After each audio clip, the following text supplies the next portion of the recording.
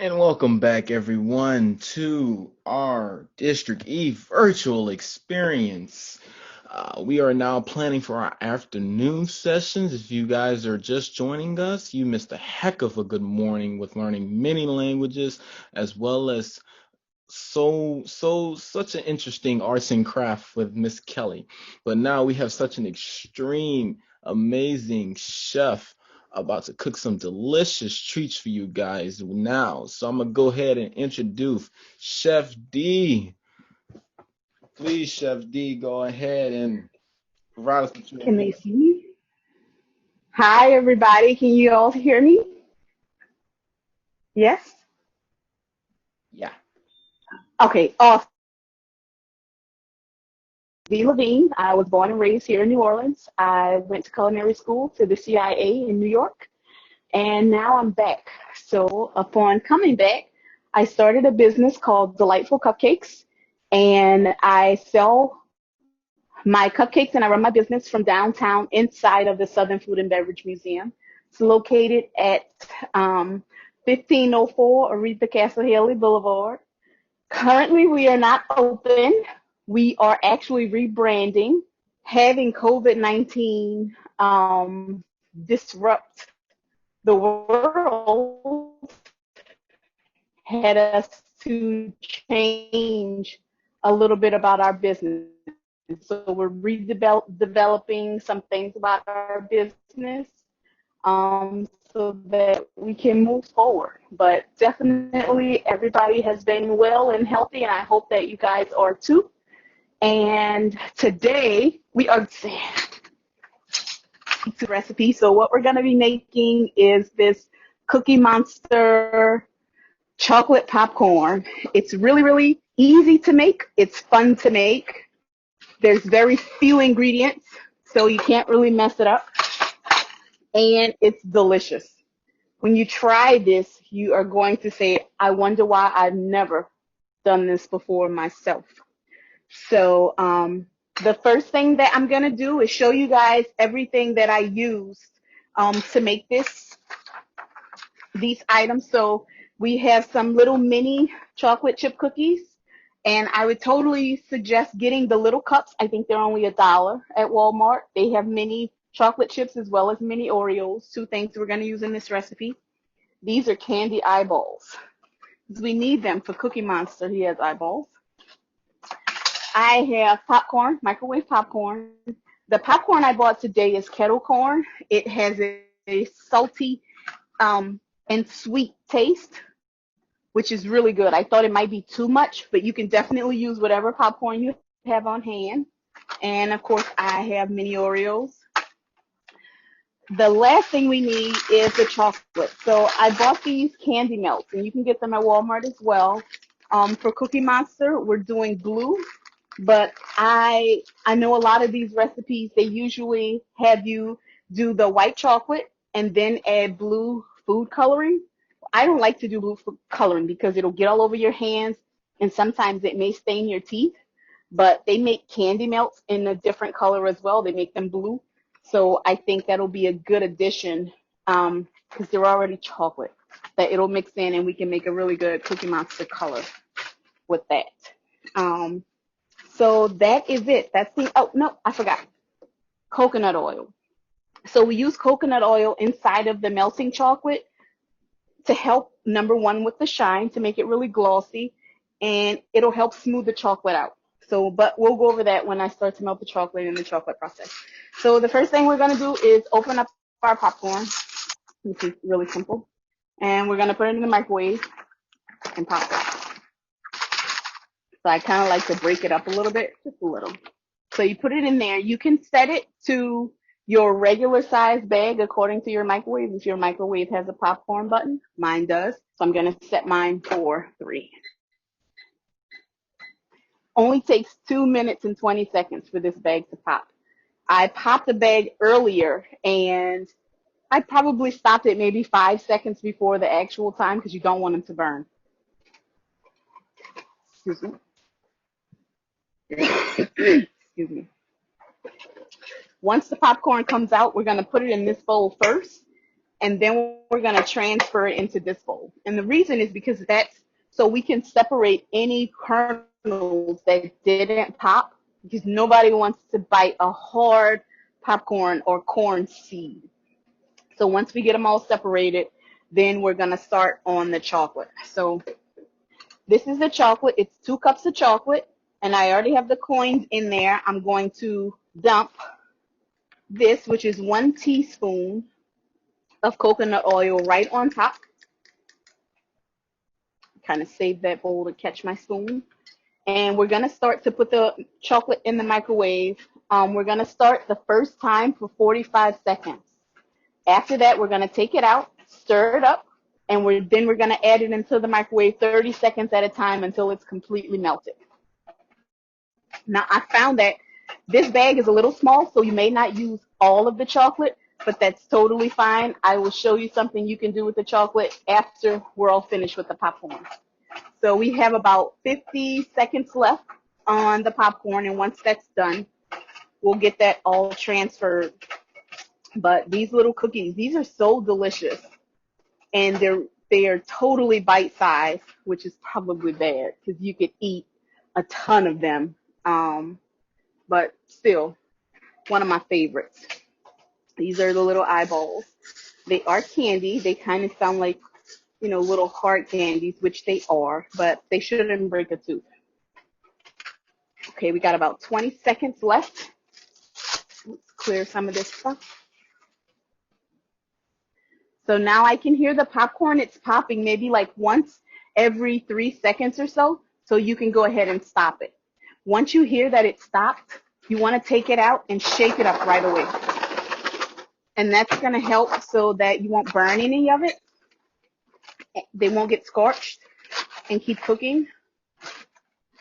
And it won't burn any of the popcorn that's already popped. So we're going to dump that into the bowl and let it sit just for a second.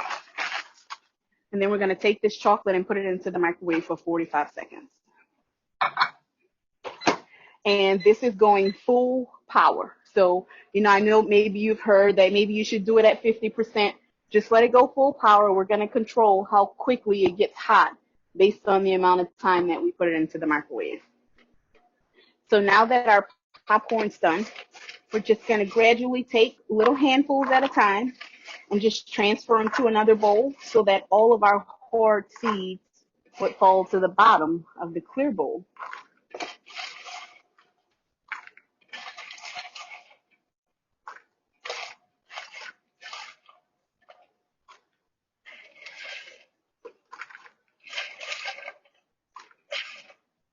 When you get to the bottom and it's almost done, technically, you can take these seeds, put them back into the bag, and re-pop them. But for time purposes of today,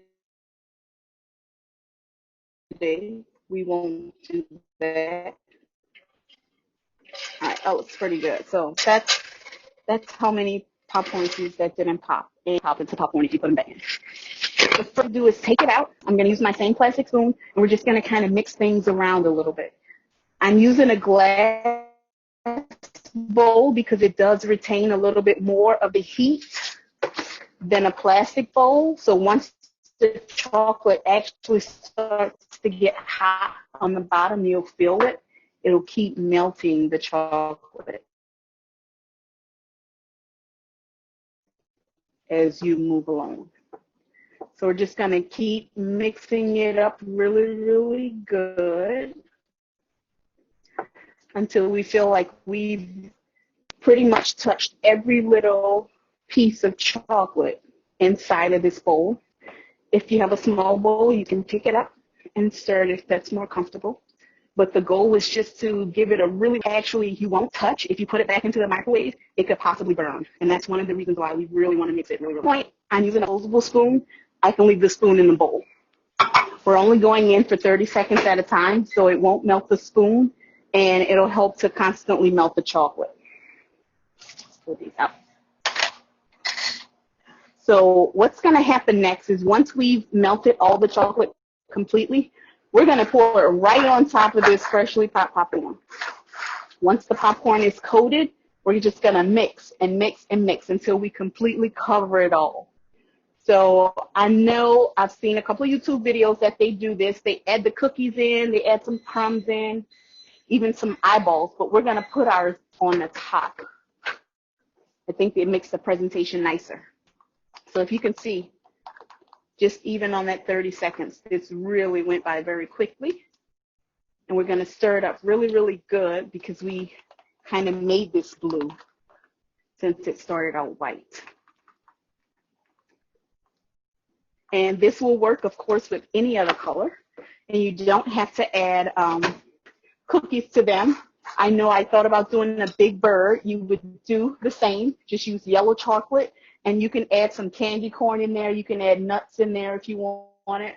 But I thought the concept was really, really cool, and the colors come out amazing. So we're going to dump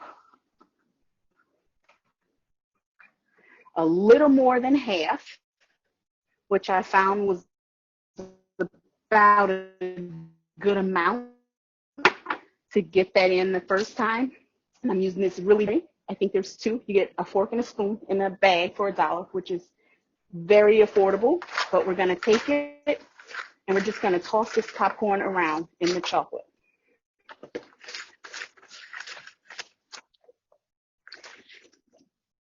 You don't want to be too rough with it because you, of course, don't want to break up the popcorn kernels themselves, but you do want it to be completely coated. I think I'm going to add just a little bit more chocolate because I can see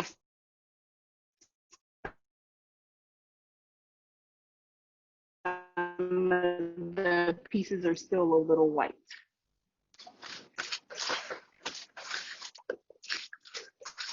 That looks great. So once you get everything all mixed up and pretty coated, I'm going to dump it out onto a cookie sheet. Now this is a fairly large size cookie sheet, but you want to use a sheet maybe like a 9 by 14 pan is what you would normally make like a little sheet cake in. And the reason why is because after we put everything on and get all the decorations on there, we are going to put this in the refrigerator. So you want to use a pan that's small enough that it'll fit within the space you have inside of your refrigerator. I do like having some of the popcorn show so that people can actually tell that it's popcorn. So spread it out just a little bit. And then now we're going to add our toppings. So the first thing we're going to add is eyeballs. So with the eyeballs, you need to add them right next to each other so they actually look like a set of eyes. So they will look like Cookie Monster's eyes.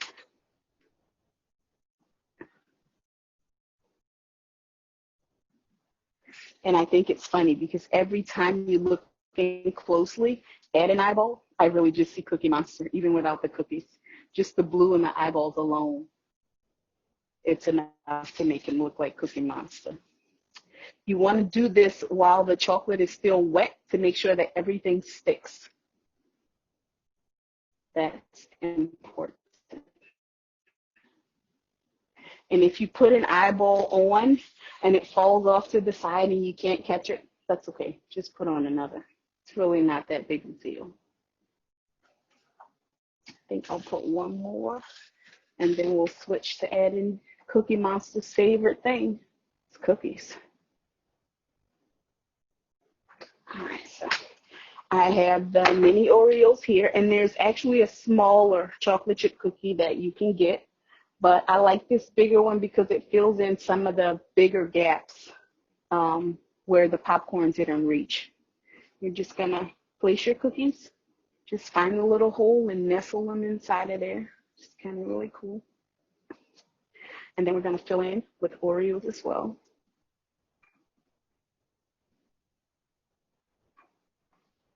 And if you feel like maybe your chocolate is starting to dry a little bit faster than you wanted it to, you can still take some of the chocolate from your bowl and maybe put it on the back of your cookie and then stick it to the popcorn. That will also help it stick.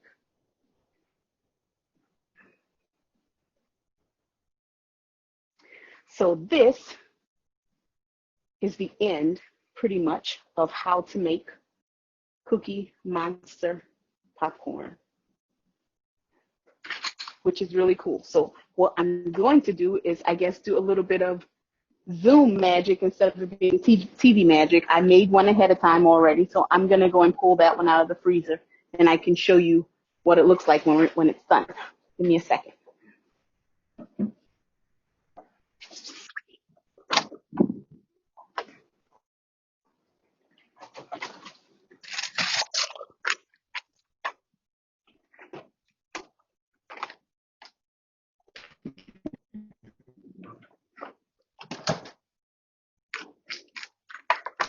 And this would be the finished product.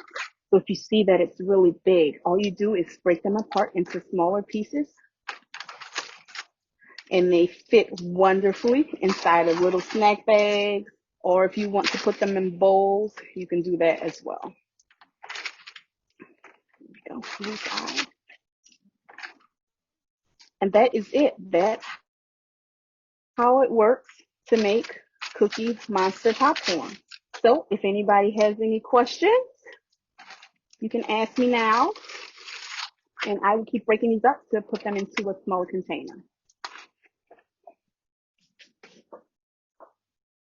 Oh, my mouth is just watery right now. My goodness. Well, yes, folks, please, ladies and gentlemen, if you have any questions that you want to ask Chef D, please go ahead and drop them in the chat box, and I would definitely pass it along to her since her hands are kind of full at the moment. Thank you. I did want to ask because I feel as though chefs get this question quite a bit of time. Yes. Um, how do you feel about, I guess the term for it is substitutions? Like, Okay. how do you, the substitutions actually work pertaining to certain dishes? Yes, definitely. Of course, as a chef, we make substitutions all the time because of diet, or sometimes people just don't like certain things. Hmm. So substitutions are acceptable. I mean, in this recipe, there's only a couple of things that you would be able to substitute. But right now, all the ingredients that are in there, minus the ingredients for um, the butter that's in the popcorn, I would have to literally check the packages to make sure that there is no animal fat in the cookies. Hmm. But I believe this would be a vegan recipe because it does not contain any animal products. Wow. So do you make It's not a nut free. There's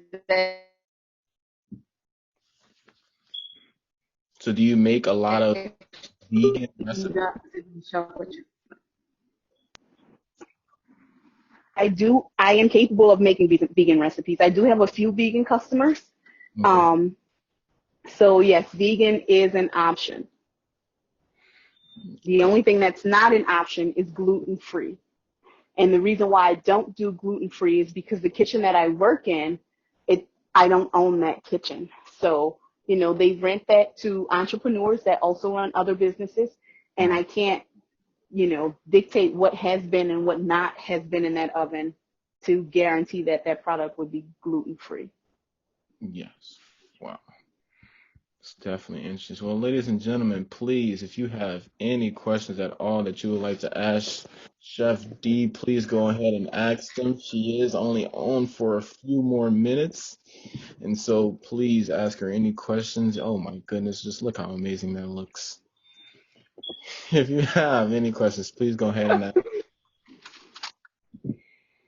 And if you can, Chef D, while we're waiting on a few more questions, I did Yes. want to ask you one more about basically uh, how do you come about kind of your recipes? Is there a certain process or is there things that just happen that allow you to get those recipes or how does that work?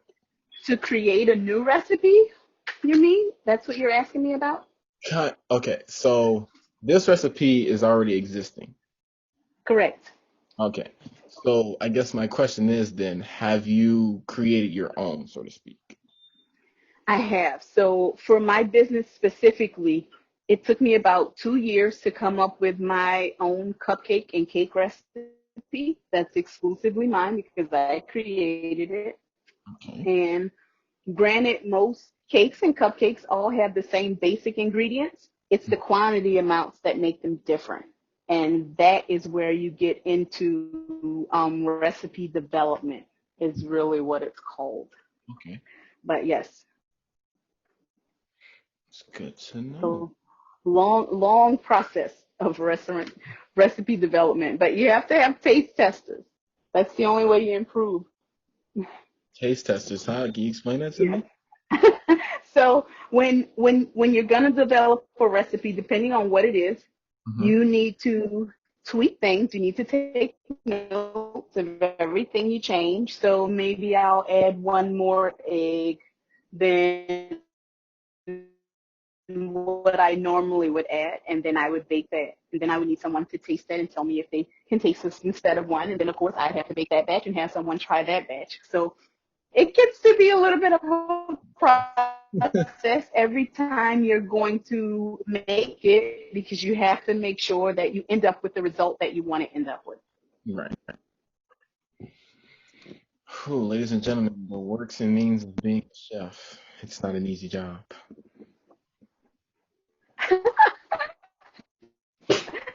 It's not, but I hope we do something. We're gonna do something really great next Monday too. Yes. So hopefully all of you guys will be back. Yeah, and definitely tell your family and friends because they're not gonna want to miss this and Oh, kick it up a little bit. so do you have it at the moment? But feel free to follow me on Facebook and Instagram. You can see some of the things that I've done. I'm sorry, do I have what? I said, do you have any ideas of what you have planned for us next week? I do have a few ideas. I don't want to share them just yet. I like to keep it a Well, little bit of a surprise. all right. I'm not mad at that at all. Well, again, guys, But always worth it. Always worth it. And absolutely. if you follow me, I'll try to post it ahead of time so you'll know before everybody else does. Sounds well. Again, we want to thank Chef D so much. Again, if you want to, she is on Facebook at DeeLavigne 77, where you can follow her on Facebook as well as look at a few little that she has as well. Yes. And as she said before, unfortunately, the shop is not open at the moment, but I can just give you that address to when it does, things begin to work out. You'll have that address in your books. So that is 1504. Hope I pronounced this correctly. Orthol? Aretha, Aretha Aretha Castle Castle Haley. Boulevard. Yes. So again, Chef, thank you so much. You're welcome. Thank you for having me. This was great. Of course, of course. And so, you do have like a few minutes left. Is there anything you want to say to Okay.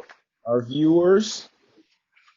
Well, I want to just let everybody know that I had an outstanding opportunity a couple of weeks ago to do a project with the Smithsonian Museum.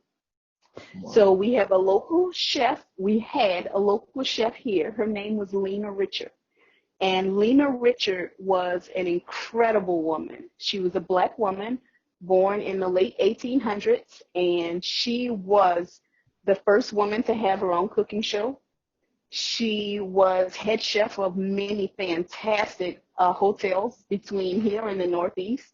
She had a catering company. She started her own frozen food line. This lady did some amazing things in the 1800s, early 1900s, and she is, a proud chef of New Orleans.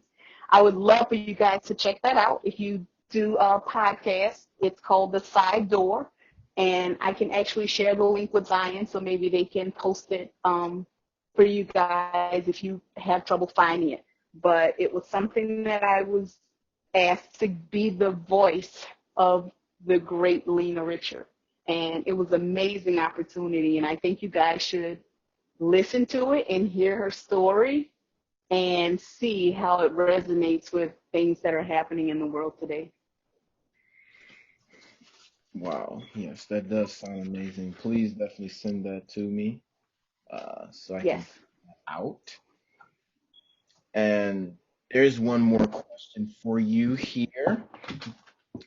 It says, do you plan to continue, like, are you planning to continue being just a chef as like part of a bigger, or do you plan on like open your own restaurants and continue on your brand, so to speak? Okay.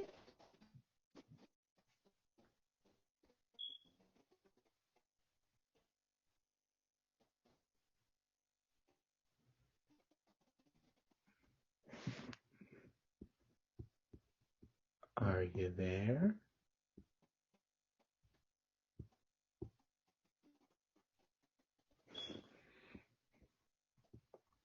Maybe have some technical difficulties on her end.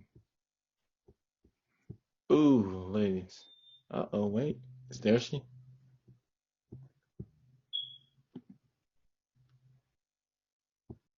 Hold on, ladies and gentlemen.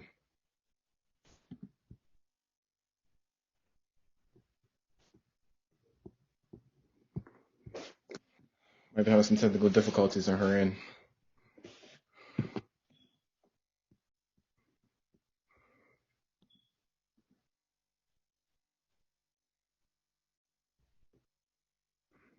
You're still mute there, chef. Oh, oh. Oh, no.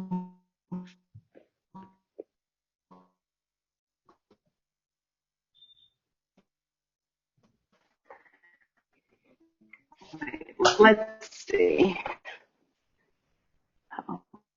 You still there? We can hear you now. Oh, no.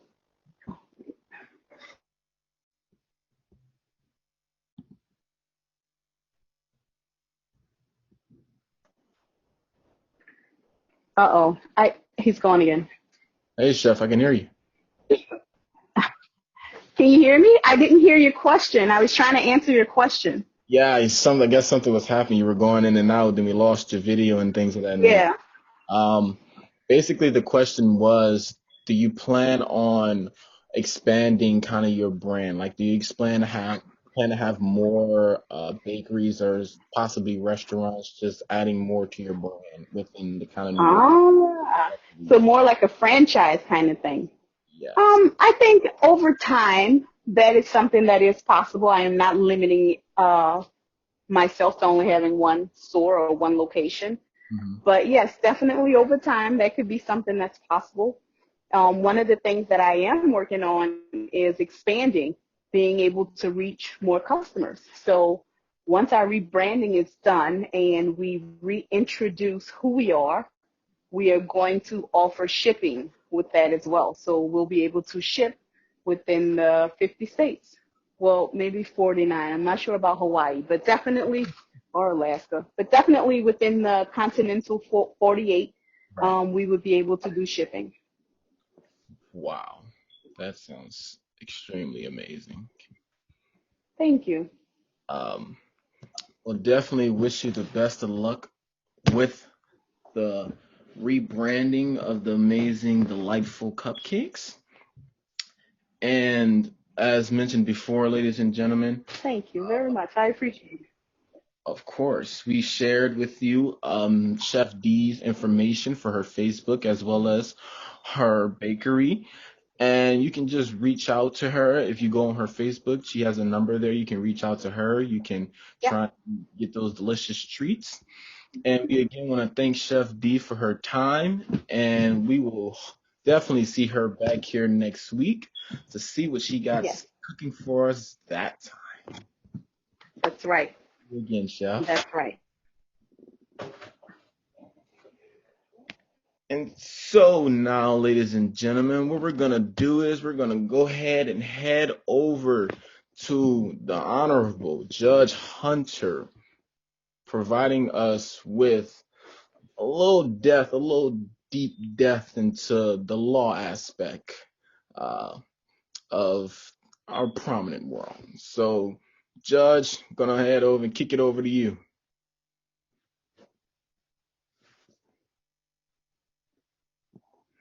Judge, you gotta unmute. You gotta unmute. You gotta unmute. Thanks, Zion. There we go. And how's everyone doing out there? Today, we're going to discuss the criminal justice system generally. Next week, I'll have a lawyer who practices criminal law who will be able to discuss with you um, the facets of being an attorney. The following week, I also have a police officer who would be present to discuss the role of the police department in the criminal justice system. Well, let me just tell you a little about myself, a little background. I grew up in New Orleans East, went to St. Aug High School, and played football at St. Aug and played on the first state championship team in 1975. I then went to University of Michigan where I played football, but injured my knee and transferred back here to New Orleans where I went to Loyola University undergrad. After I graduated from Loyola University undergrad, I joined the New Orleans Police Department, and I went to law school and graduated from law school while I was on the police department. I then practiced for 11 years and was elected judge to criminal district court in 1996. This past February, I retired from the criminal district court bench after 23 years. But let's get to the discussion of the criminal justice system. First, let's deal with who are the entities in the criminal justice system. The first aspect, the first thing you'll probably think about would be the New Orleans Police Department. And it's the duties and obligations of the New Orleans Police Department, which enforce criminal laws, and if there's any violation of criminal laws, to make an arrest. Then you have the district attorney. It's the obligation and responsibility of the district attorney to determine whether those charges that you were arrested for or the proper charges, and whether or not there's any information or evidence to support that charge. And then there's the public defender's office. The public defender's office are attorneys who are present if you cannot afford to pay for an attorney. And the court will appoint the public defender's office to represent you. And then you have the judges. It's the responsibility of the judges to make sure that you receive a fair trial, to also determine whether or not any of your constitutional rights were violated, and also to make a determination whether or not there was probable cause for the arrest.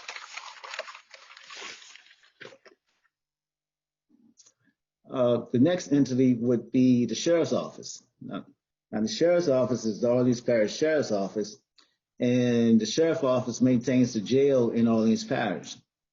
Once you're arrested, you are taken to the sheriff's intake office, which used to be known as central lockup. While you are there, you will be booked. And the booking process will consist of taking a photograph of you, taking your fingerprints, and determining whether or not you have any outstanding arrest warrants against you. If you are convicted and you're sentenced to probation, the next entity will be involved would be the probation officer. There will be a probation officer. It's the duty of the probation officer to make sure that whatever conditions of your probation are, whether it's for you to obtain a job, education, drug testing, to make sure you comply with those. And last, but certainly not least, if you have to go to prison because of your conviction, you will go to a correctional facility in Louisiana where you will serve your sentence until you are released. But let's give an example of a case, and I'm gonna take you through the process. Let's say you are driving your car and you are stopped by a police officer. The police officer stops you because you ran a red light. The police officer then approaches your car and smells marijuana. The police officer would then probably ask you to step out of your car, and the police officer would then search your car. During this search, the police officer finds 50 marijuana cigarettes in the center console of your car. You're then placed under arrest, and then you're more than likely charged with distribution of marijuana. Again, once you're arrested, then you're taken to the sheriff's intake office where you'll be booked.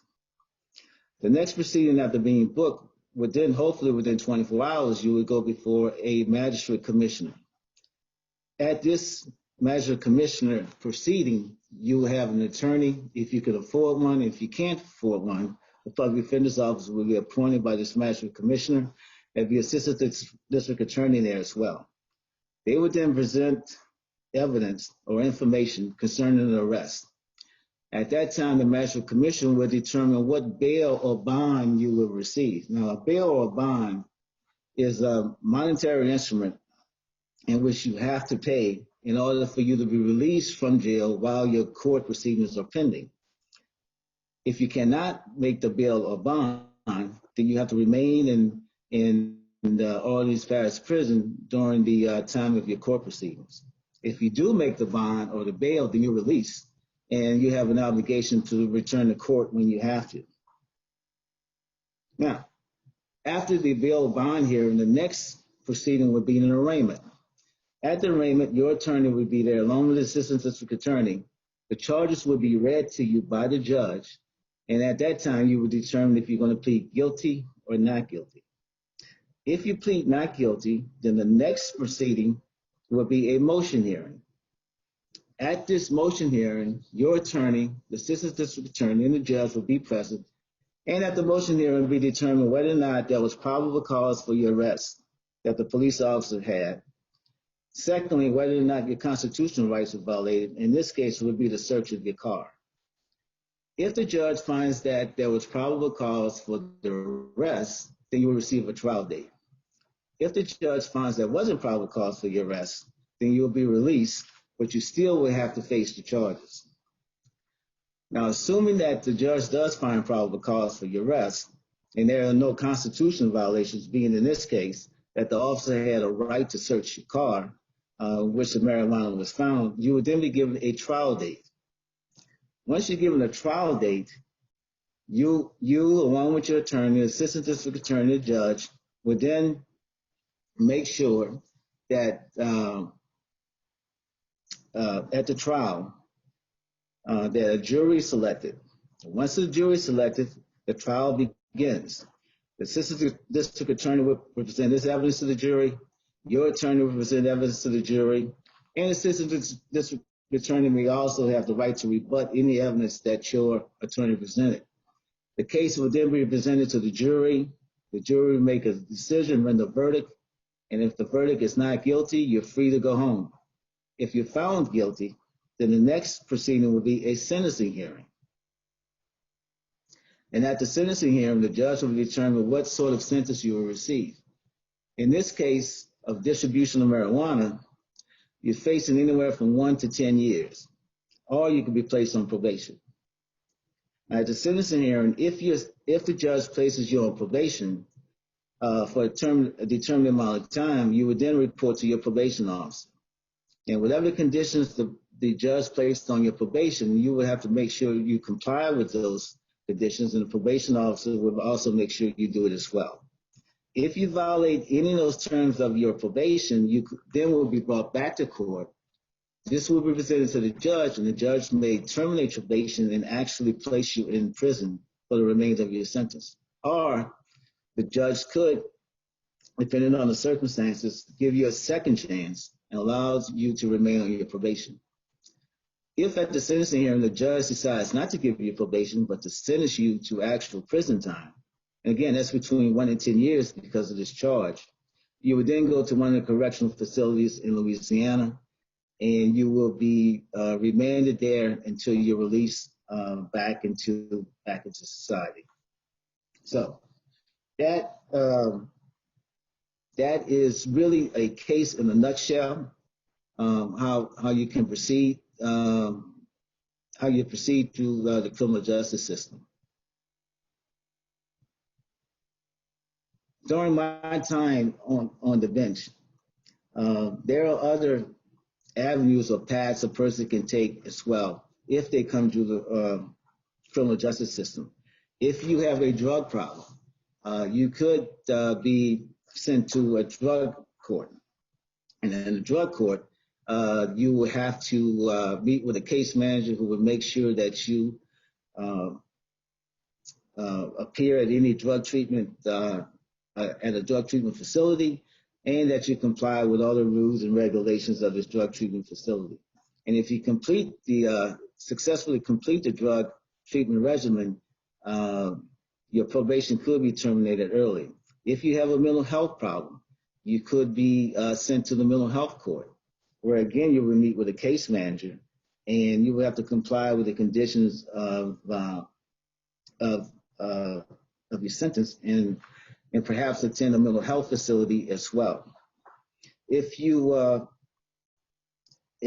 also um, eligible to go to the reentry court, um, then you will go to probably more than likely Judge White, and in the reentry court you will be sent to Angola, but you'll be given an opportunity while you're at Angola to obtain your high set or your GED and learn a skilled trade. And skilled trade being carpentry, plumbing, and electrical. And once you complete that program after 2 years, you'll then be released and placed on probation. And before you're released, you will also have a job waiting for you as well. And so if you comply with those conditions as well, your probation could be terminated early too.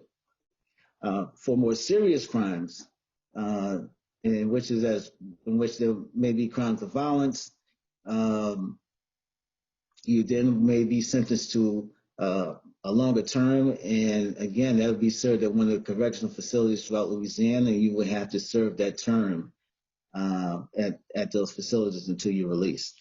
So basically, that is, in a nutshell, the vast majority of cases that come to criminal district court. Um,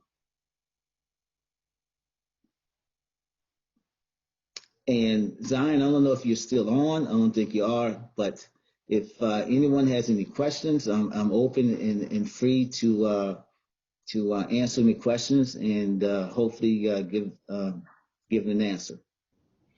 Oh no, I'm still here. Okay. Yes. So again, everyone, thank the judge so much for giving that such an elaborate and such a detailed explanation of how the justice system does work. And if you have any questions for him, anyone's at all, please go ahead and drop them in the chat box. I actually have a question of my own for you, Judge, and it's basically throughout your time, I know that you've dealt with quite a bit of cases, and I was wondering, like, those cases of kind of extreme magnitude, so to speak, had those like keep you up at night, and how did you kind of manage that, so to speak? There was only one case that really kept me up at night, and it involved uh, a wife who was abused by her husband. And one night it got to a point where she shot and killed him. And she was convicted of second degree murder, and she was sentenced to life in prison. Um, she then filed a motion for me to look at basically to revisit the case, because she says her lawyer didn't do enough to present information on her behalf. And in this case, it was information from an expert stating that because of the years and the history of abuse, that caused her to that night shoot her husband in self-defense. And the state Supreme Court had originally stated that sort of evidence and information was not allowed um, in trial unless the person had pled guilty by insanity. Um, but the Supreme Court later changed its mind, and allowed her to have a second trial. And at the second trial, she asked for a just trial, and I found her not guilty based on the evidence presented by the expert testimony that the trauma and the beating she received over a period of time uh, was a case for self-defense.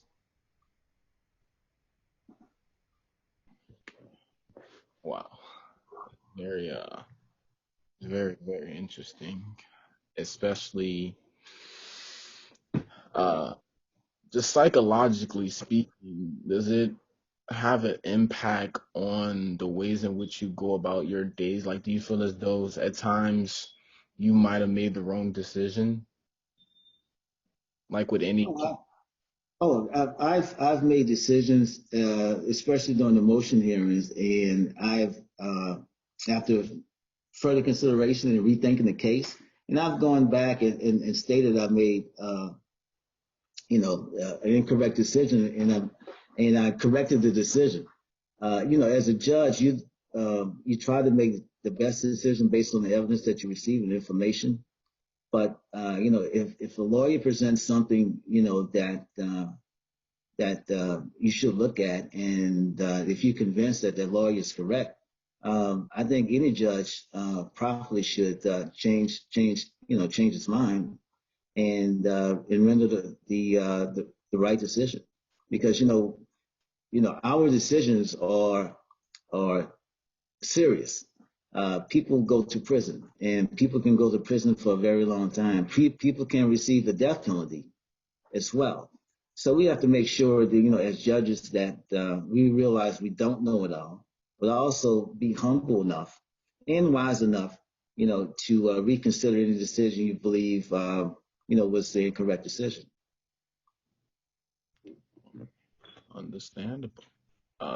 We have a question for you from Chef D, and she wants to know why the sentencing gap is so different. So, for your example, with the marijuana situation, why is there kind of probation and then jumps way to 10 years? Because it's like such a life changing from probation to 10 years. So, she's kind of wondering why is there such a gap? Well, the legislature determines what the sentencing range is for any crime. And some crimes receive probation, and some crimes do not receive probation. But in this particular case, probation is allowed. So basically, it would be up to the judge to determine if they want to place this person on probation or just send them straight to prison. That would depend on the person's background, whether this is the first arrest, um, and those, and maybe some other factors as well. So basically, at that time, it's really up to the judge to determine, if I want to send this person probation, and if the judge believes the person deserves probation as well. Also. All righty. Let's see how many. We have a few more questions for you. This is an interesting one right here. This person would like to know, what is it you wear under your robe? You'd be surprised. Look, there was one judge who used to jog every morning, and he was running late for court. And guess what? He had his jogging outfit on, his shorts and his shirt, and he put the robe over it. Uh, so, um, normally, it's a shirt and tie for judges, and for female judges, they wear, the suits, So, but uh, you never can tell. You never can tell. Yeah, yes. Um, Sometimes, just wake up in the morning and just throw your jammies on and just throw the robe on. Oh yeah, just wear your PJs and put that robe on. Nobody knows the difference. Yes, yes. All right, we do have another question for you. And this question states that throughout your time in court, what is the funniest moment? Like the funniest thing that has have ever happened in the courtroom?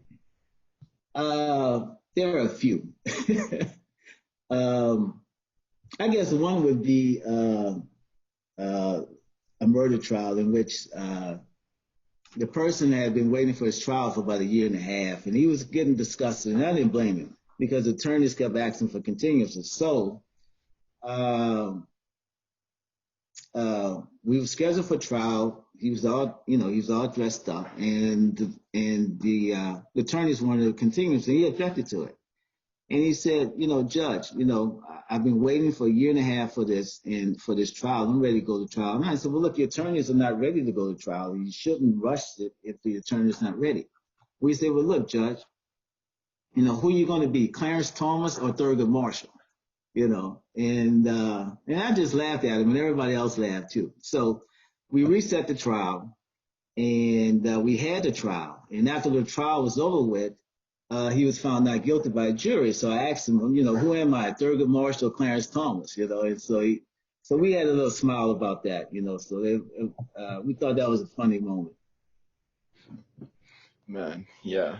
So definitely, ladies and gentlemen, get a little tough judge, but you get a little funny judge in there as well.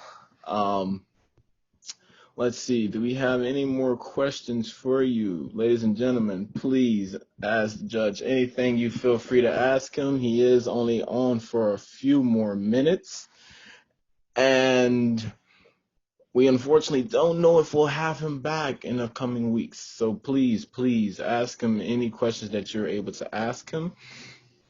Uh, I actually have one more question for myself. So, you know, 20 plus years on the bench, what kind of made your decision to wanting to retire this past February? Well, the major decision to retire was after 23 years on the bench. I've uh, seen a lot, and in our criminal justice system, it's everybody's responsibility.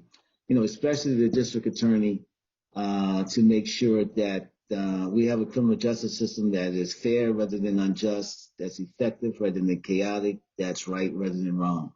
And as a judge, you only have certain powers. It's the district attorney that determines what actually happens to a person once they come into the criminal justice system. So, after 23 years and seeing uh, some things that shouldn't have occurred, you know, I decided to retire in February, and I'll be running for Orleans Parish District Attorney.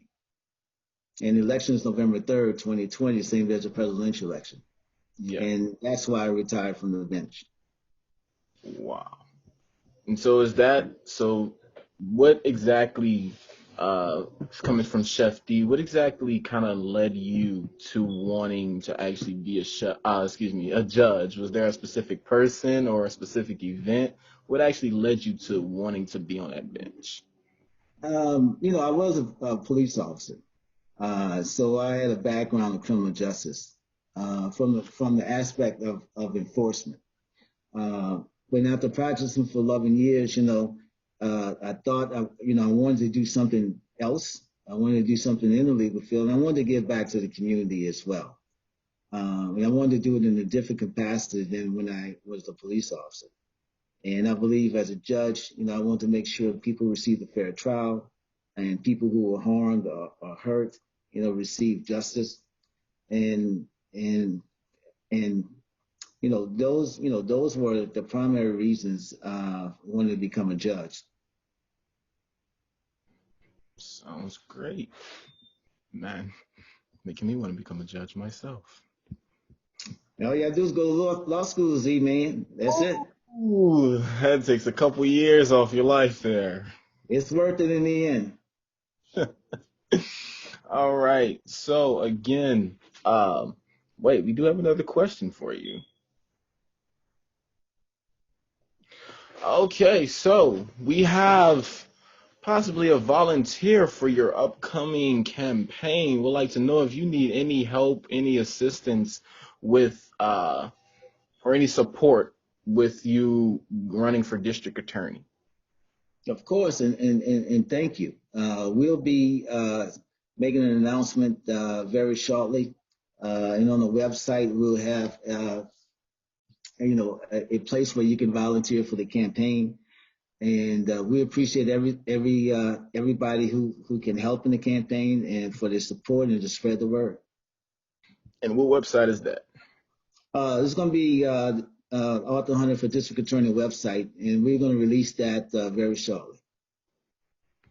Sounds like a plan. Well, all right, ladies and gentlemen, please ask these last minute questions before Judge Hunter is off. And Judge, do you have anything else you would like to say to everyone, or anything else you want to advice, suggestions, anything? Well, I'll be back on for the next series with the police officer and the attorney as well. So I'll be on that Zoom as well.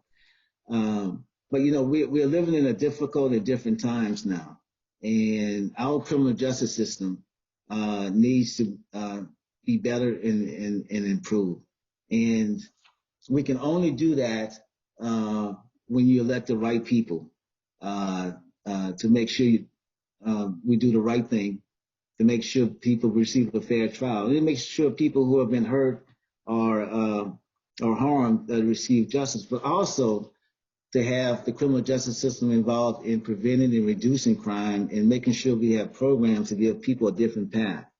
If you have a mental health problem, we can send you to mental health court. If you have a drug or opioid problem, we send you to drug court. If if it's something for reentry, we'll put you in a reentry program. So we need to be more than just about arresting people and prosecuting people and putting people in jail. We also need to give people an opportunity to make themselves better. And so, do you see such a kind of a realistic change in the justice system? Oh yes, as long as you place the right people there, there's no doubt about it. To do the right thing, it can happen. It's not complicated. It's all about making sure that the people who say they want to be something, to make sure they would not just talk the talk, but also walk the walk. And you look at what they've done in the past. You look at what they've done in the community, how they've been involved in the community, and what they did as whatever position they had before, and you make that determination. But it could be done. I like to hear that. I love to hear that. And so, ladies and gentlemen, please, any more questions that you have for the judge? He only has a few minutes left on here before we have to head to our next session. So please ask any last minute questions that you have for him. Um, we do have one question for you, Judge, basically about your role in time as a officer, as you mentioned before. Uh, Mm-hmm. did that kind of, as this question is kind of worded weird, but did you have an experience, like a kind of eye-opening experience with that more than you had with the judge, the judge career, or was it kind of, saying so and so? No, as a police officer, it was more because you see people who actually are hurt. You see people who go through stress, and you see what other people can do to other people as well. So it was more stressful as a police officer. You got to remember too, as a police officer, you carry a badge and you carry a gun. That in and of itself is an awesome responsibility. Uh, but one I was assigned to the urban squad, which used to patrol the housing projects, and the urban squad was actually community policing. And after the urban squad was disbanded, I went to the fifth district, which was 7 and 8 night wards. I've realized as a judge that it's going to take not just what the district attorney does or what judges do, but also what the police department does as well. And that's where community policing comes in, and that's where the community has to trust the police. And once the community trusts the police, then you don't have rebellion in the streets like we've been seeing, in the recent events and in the recent years. Because that police officer is that first interaction with that person. If that interaction is not a positive interaction, then you're going to have problems. Um, so policing and what I would call smart community policing has to be established in order for us to be safe, in order to have an effective criminal justice system, in order again for people to have trust and confidence in the police department. That sounds just about right. Thank you so much again, Judge, for your time. Uh, Oh, no problem at all. Love doing this. yes, yes, love having you. Um, thank the Honorable Judge again for his input on the justice system, the criminal justice system, as well as his background, his experience, wanting to open up about that. And we look forward to having you again in the coming weeks. The following weeks, we'll have people from uh, such as lawyers, police officers. We'll have all that for you guys. So please stay tuned in the coming weeks. And right now, what we're going to do is we're going to go ahead and kick it over to Victoria, who has such amazing things prepared for you all. Hi, everyone. My name is Victoria Lewandowski. I am the Economic Development Liaison for Councilwoman Wynn, and I am hosting the session Ain't It a Zoo? This is Hockey right here. This is my Velcro dog. Today I will be introducing you to 4 dogs. I have kind of a zoo. I've got 4 dogs, 3 snakes, and a cat. So in the coming weeks, we'll see Hockey again, Velcro dog. Today I will be introducing you to my 4 dogs and talking a little bit about the responsibilities of having a dog and having pets and a little bit on how to care for them. Next session, I will be introducing my snakes and talking about them, their habits and such. I will be introducing my cat in the following, and I'm also going to do a session on kind of common outdoor animals that are really indigenous to New Orleans. So especially like the green lizards you see all over in New Orleans, they're really prevalent. They're called green knolls, and we also have brown and some with a little bit of red. But I'll walk through some of the common animals that you find in your backyard and hopefully get some kids interested in that. So to start off, I will get Hockey's attention. So Hockey here is 6 years old, and I'll get her to look at the camera again soon. She is deaf. So Hockey cannot hear. And one of the things important to know about that is actually most dogs that have a lot of white on them, and especially any white on their nose, are usually deaf. So especially dogs that are regularly kind of bred to have a lot of white. So think something like a Dalmatian, a white dog with black spots, or in Hockey's case, she is an American Bulldog. There's also some pit bulls. There are Cattle Curs, actually the state dog of Louisiana. In all of those breeds, about 1 puppy in each litter is deaf.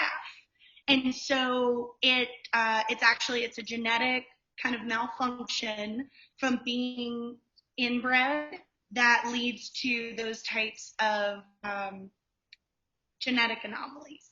So let me get Hockey up here. She's not very she doesn't really know what's going on. So she just wants to take a nap. We've spent a lot of time outside today. So Hockey is 6 years old, an American Bulldog. And I actually got her from the LSPCA on the West Bank. She was found at about 6 months old, running around the lower ninth ward. Most likely what happened was someone had bred some puppies for sale. They did not know how to take care of a deaf dog. Therefore, she kind of ended up on the street. Thanks to LSPCA for picking her up. And training Hockey is really interesting because she knows sign language. So you'll see I do a lot of sign motions and she pays attention to them. So there are things like that is come, and really all she wants to do is lay down. Trying to see, I'm not sure where I can reach in that to see some of her commands. All right, so there's Hockey. She is very much a couch bum. So I'm calling her up now. She's also very food motivated, as many dogs are. So you'll see her right there. I've told her to sit.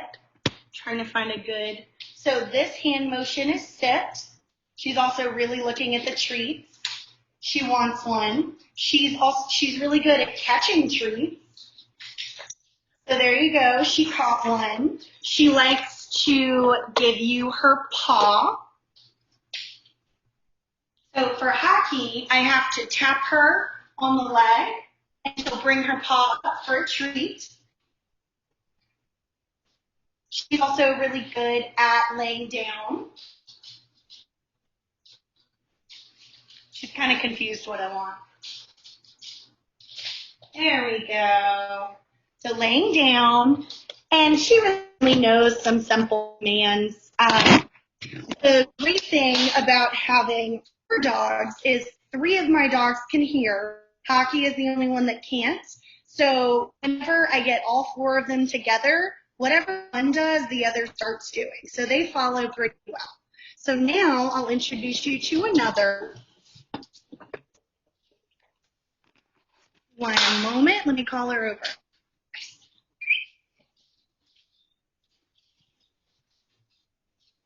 Great.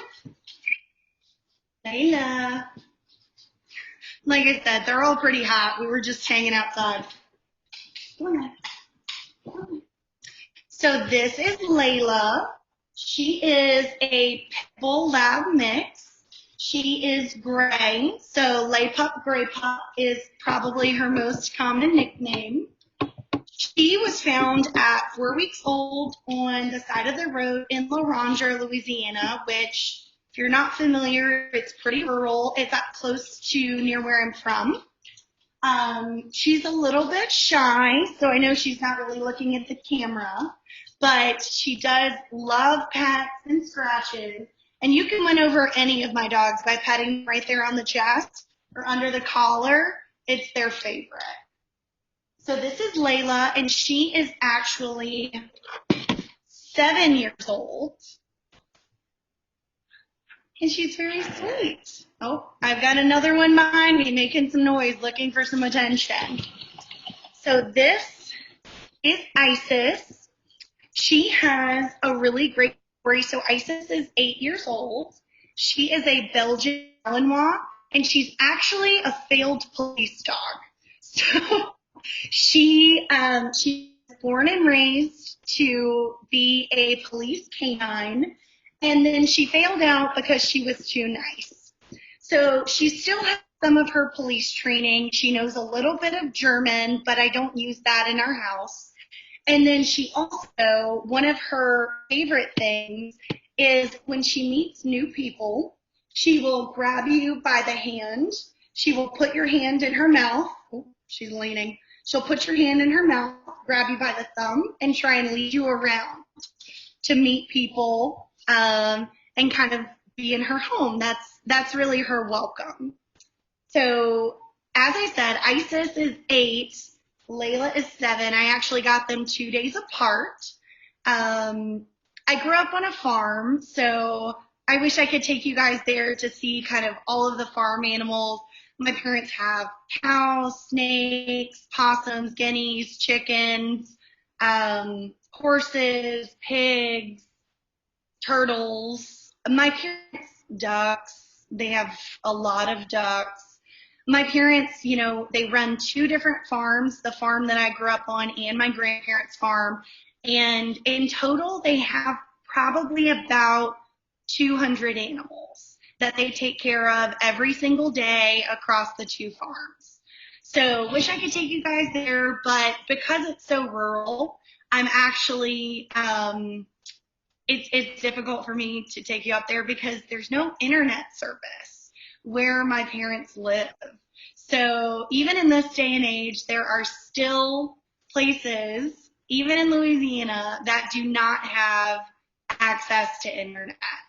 So let me call over my last one. Corey, come here. Come see. You want a treat? Corey. Corey, come. One moment. Told you, they all want a nap. Dogs are pretty lazy, too. Corey, come. Come here. Good girl. And that is my dog voice. Just like some people have a children voice where they talk to kids in a different way. These are my kids, so I talk to them in a different way as well. Corey, come. Corey, come here. She jumped up on the other side of the couch. Corey, come here. Why are you being camera shy? So this is Corey. She's actually the youngest of the brood.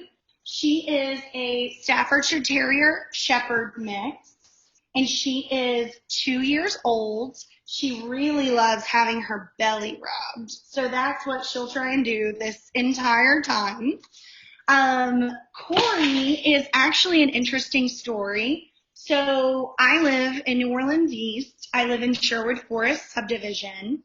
And 2 days in a row, this dog came and jumped directly on my front door as if to say, let me in. So on the second day, well, on the first day, we tried to let her in, wanted to make sure she was safe and okay. And then on the second day, we opened the door and she walked in just like she owned the place and never left.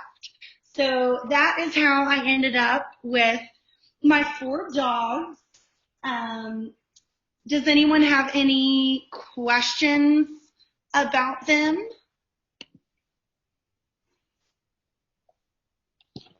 All right.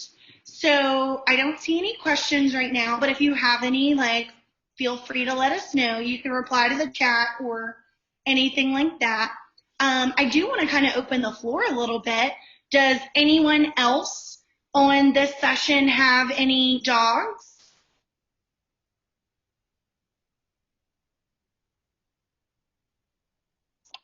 And again, you can feel free to type it in the chat box.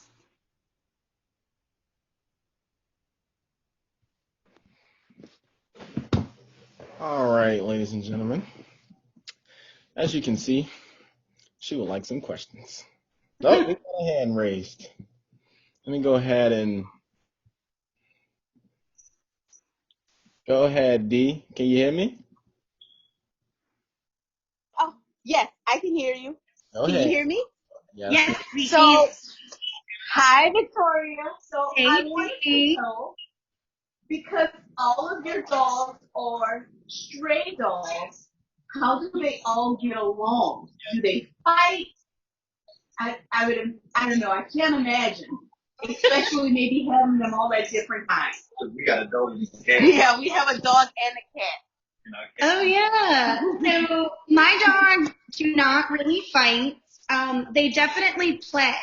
So it's interesting, just like with humans, like if we encounter someone who's deaf, we may not know how to communicate with them. Sometimes my dogs have that challenge as well. So, normally when a dog is upset or wants to play, they'll make noise. They'll bark, they will growl, they will, they'll make some noise to indicate how they're feeling. Well, since Hockey can't hear that, all of the dogs have had to learn to kind of understand and tell her whatever they're trying to say without all their sounds. So it's been very interesting. Dogs are quite intelligent. And there they go. So my dogs are also very protective. Someone is walking by on the streets, and now all 4 are paying attention. That's Layla right here up on the couch, and then the others are around. You'll probably hear some barking at some point in this session or another. But they get along really well. So I actually got Isis, who is the 8-year-old Belgian Malinois, and Layla 2 days apart. I adopted Isis from a shelter, and then my friend found Layla on the side of the road. So I got them together. They were in new situations, homes together. So they really formed a tight bond. This is kind of an interesting story, but I ended up with Hockey because those 2 dogs are so nice. My mother decided I needed a true guard dog. I was living uptown and in a neighborhood that had a lot of breaking and entering, especially. And so I was living by myself, a young college age girl, and I had two really nice dogs that if anyone broke into my house, they would just kiss them. So they would not be good guard dogs. So mother insisted I needed a guard dog. That's how I ended up hockey 2 years later. There was a little bit of an adjustment period just because none of the dogs had interacted with the deaf dog before. But one of the cool things about Hockey being deaf is, for example, if Zion were to walk into my house, he would not know how to tell her to sit or stay. You know, she knows who her people are, and people that come to our house regularly, they know all of her signals. And, you know, she's very well trained when it comes to things like that. So my mother thought she'd be a good guard dog. And then the last one, Corey, she really just melded into the family. She is very hyper, as she's definitely the youngest one. She's only 2. And so she's very hyper and playful, but it also really serves to keep the older dogs young. They like to go out and play and wrestle and have fun, and they play with toys and throw them around and, you know, things like that. But there's really not any issue with that.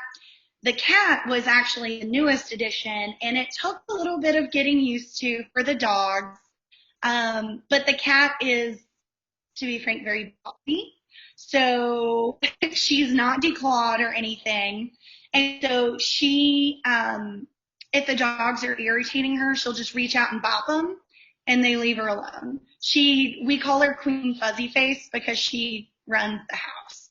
Even though she's only about 5 pounds, and the dogs range from 50 to 85 pounds. Isis is the smallest at 50, Corey is 55, Layla is 65, and Hockey is 85. So even though Cleo is only 5 pounds, she still runs the house. And then I see Larissa typed, you're thinking about getting one. Totally worth it. It's really great to have a dog as companions. You know, there are lots of health benefits to having dogs, interestingly enough. Your body actually starts creating more serotonin, which is one of the happy genes. So your brain actually starts to work differently, because similar to when a person has children, you know, your life kind of focuses around them. You care about their wants, needs, and happiness. When that is reflected on you and you can see that you're making an animal happy, your brain actually starts to change. So I will say that's probably one of the reasons I have so many animals. I love taking care of them. They do make me incredibly happy. Their favorite things are treats, of course, very food motivated. They love to go on walks. So actually, all of the kids in my neighborhood know all of my dogs, and they know my snakes. Interestingly enough, I'll have the kids stand at the end of my driveway and say, "Hey, you're the crazy snake, right?" Yes, I am. There have been multiple occasions where I've walked around the neighborhood with a snake wrapped around my neck or on my head. So you guys get to see that next time. But I can definitely give you a little preview. So I do have 3 snakes, and this is Kenna. I know it's hard to see with the hair, but Kenna is almost 7 feet long, and I have had her for 19 years. So I've got Kenna right there, Nyla right there, and then Nova is in another room. So you'll get to see them next time. Does anyone have any more questions? Yes, madam. I have a question. So basically, as you mentioned, said before, you know, all your dogs are either from a shelter or stray. So is that Mm-hmm. intentional? Like you don't want to get your dog from like a store or something, or it just happened that way? So I firmly believe in adopt, don't shop. As I was kind of talking about in the beginning with Hockey, especially with kind of the genetic anomalies that made her deaf, There are unfortunately a lot of genetic issues that can arise when you are breeding purebred dogs. So, for example, Isis, the oldest one, she's 8 years old. She's purebred as well. And unfortunately, some of the things that run in their genes for any type of shepherd, so Belgian Malinois, German Shepherd, really any of the Shepherd family, they have really bad hips.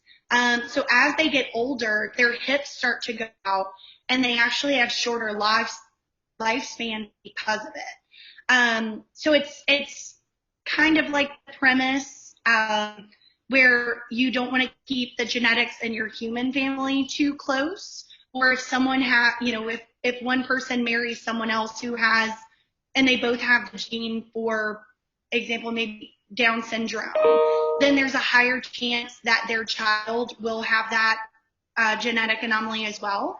It's the exact same thing for dogs. Dogs, cats, really any type of animal, whenever you keep the genes that close. So yeah, all 4 of mine were adopted, 2 from a shelter, 2 from the street. I fully support it. With having 2 purebred and 2 mixed breed dogs, you really see the difference in their health. The 2 purebred dogs actually will have the shortest lifespan. So Isis is 9 now.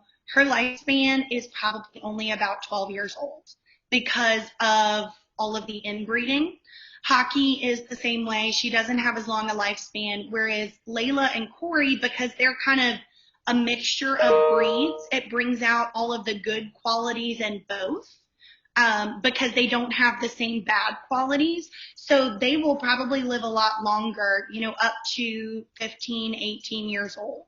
So those are some of the benefits in adopting and not shopping. Plus, whenever you're buying a dog from a store, chances are it came from an unsafe breeding situation where unfortunately when they start breeding purebred dogs, they start breeding them really young. Which causes even more health issues for the mother and the puppies. And it really just causes a challenge for the breeds. So yeah, adopt, don't shop, same thing with all 3 of my snakes are rescues, and my cat is a rescue. So yes, thank you for that question, Zion. I appreciate it. Of course, of course. Well, if you guys have any more questions for Victoria, please ask her. She is only on for a couple more minutes. And so if you have any questions for her, please ask. And I did have one more question myself. So with that, so basically getting a pet in general, is there just that mindset, or does it go through your mind about that kind of lifespan, like knowing that I'm only going to have this amount of time? Do I kind of want to get it, or do I want to risk that sadness that's at the end? Yeah. So again, kind of my personal opinion, I always believe that it's worth it. So while a dog or cat or turtle or snake or bird or any type of animal you have is probably going to have a much shorter lifespan than a human, they may only be a portion of your life, but you are their entire life. You really get to share their entire life with them, their entire world experiences. Unfortunately, with the number of stray animals, and especially in Louisiana, many animals end up having to be put down because there are not homes for them to be in. So I told my husband when we got married, he's just going to have to deal with living on a farm his entire life. He grew up with 1 dog, and when he met me, I had 2, which quickly became 3, and then our family became 6 with the 3 snakes, the additional dog, and then now the cat. And we've had a lot of conversations about it. While they may be only a portion of your life, you are their entire life. And so it's kind of up to each individual. Would you prefer an animal spend its life in a shelter or in your home where you can provide good quality, loving experiences for it. So I would definitely say everyone should have at least one pet. Um, of course I have many more, but everyone should have at least one pet. And I'll also say for those who have children, there's always a lot of fear about having a dog or an animal of any kind when you have children, but it is such a rewarding experience and such a really forming experience for children to learn how to take care of something that is not themselves, to really put that focus, attention, and effort into another life. And of course, it's important for parents to monitor those things and make sure that they're taking adequate care. But it really does instill a lot of responsibility, empathy, humanity, and compassion in a person to take care of something else. So I would firmly, support it for anyone who's looking to adopt. I know we actually don't have a shelter in our district. However, the Louisiana SPCA covers the entire city of New Orleans. They are based on the West Bank. And there's also, there are many other shelters throughout Louisiana. I think there are 2 or 3 in Metairie. There's one in Lakeview. There are some different options for adopting a pet. However, we do have in New Orleans East Pet Supply. So while they do not often have dogs, and when they do have dogs, they're generally purebred, they do have other animals such as snakes, geckos, lizards, fish, things like that. And that's actually located right on Chef Mentor Highway in Papania in the Reed Shopping Center. So New Orleans East Pet Supply is a great place to go if you're interested in getting a pet or for your pet needs in the district. Great, great, great to hear. And how was the expense side of things look for adoption? I'm Or sorry, could you repeat that? It was kind of breaking up. what is the expenses side of things look for adoptions? I know you have to get kind of what is it, shots and all those immunization things. So how is that Mhm. compared to buying dog or buying or your pet in a store or something? Yeah, so adopting a dog is generally going to run you about $50 to $100. They will come vaccinated, they will come, with their health fully checked out, all of those things. Really, you'll just be responsible for annual maintenance visits unless they end up with some sort of health condition that requires additional treatment. Whereas if you are buying a dog, depending upon what breed, what color, what age, unfortunately, there's kind of this whole market where people look for specific things. So like with hockey, they were breeding to get an all white American bulldog, and they wanted to use her for puppies so that she would make more all white American bulldogs. Even like if hockey were being sold, she would probably be like on the open market at least $800 to $1,000 rehoming fee. Because most of the time when you're buying an animal on the private market, it's for breeding. And then they will breed and resell all of the puppies. So they're selling you that value. Whereas if you're adopting from a shelter, there is actually a legal requirement that the animal has to be spayed or neutered where they cannot reproduce before they can sell it, because there's already such an overpopulation of animals, both in Louisiana, countrywide, nationwide, and worldwide. It's really unfortunate, and due to that, they end up having to put a lot of animals down because there's no space or resources for them. So again, really adopt, don't shop, super important. I also saw Dee had typed in the chat box, when they got her cat, it helped her son to speak. He has autism, and it was great for him. So I think that's also a really great story and kind of a way to cap it off. Having animals and having pets is such a rewarding experience. Again, learning how to take care of something that is not yourself, showing empathy, humanity for other living beings, it kind of instills that sense of responsibility for you. And it teaches you a lot of great things. So I would firmly support adopting. And if you have any questions, feel free to let me know. I know our session is ending. Yes, yes. Unfortunately, her session and our experience for today is coming to an abrupt ending. I again want to thank Victoria so, so much for her time, for showing her lovely dogs.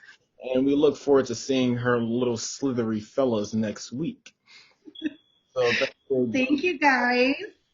I And really appreciate it. yes, yes, and thank you all, everyone, so very much for tuning in to our District E virtual summer experience. And I look forward to seeing each and every last one of you next week, July 6th. And thank you so very much for tuning in.